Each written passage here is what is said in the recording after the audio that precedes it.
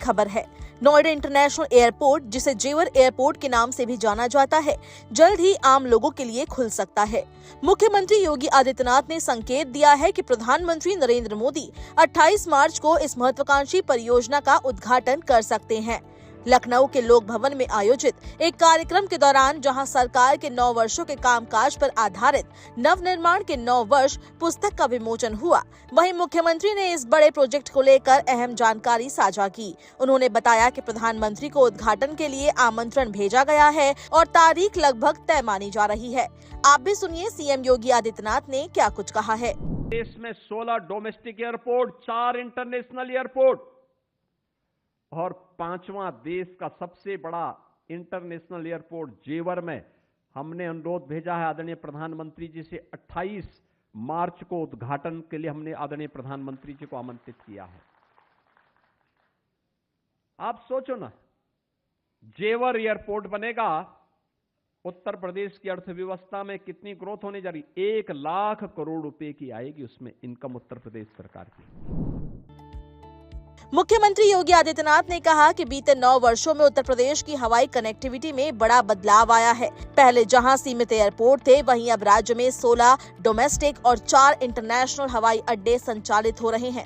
ऐसे में जेवर में तैयार हो रहा नया एयरपोर्ट राज्य का 5वां अंतर्राष्ट्रीय एयरपोर्ट होगा और आकार के लिहाज से एशिया का सबसे बड़ा हवाई अड्डा बनने जा रहा है।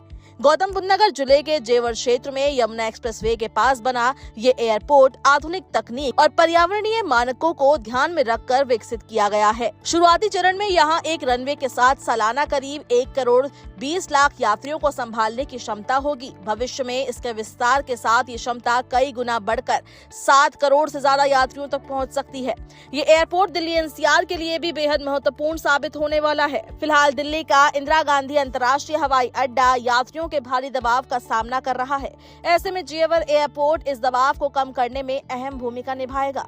इसके अलावा पश्चिमी उत्तर प्रदेश के औद्योगिक और आर्थिक विकास को भी इससे नई गति मिलने की उम्मीद है।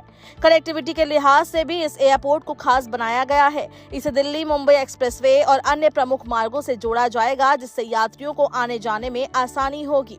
इसे एक मल्टी मॉडल ट्रांसपोर्ट हब के रूप में विकसित किया जा रहा है, जहां सड़क, रेल और अन्य परिवहन सुविधाओं का बेहतर तालमेल देखने को मिलेगा।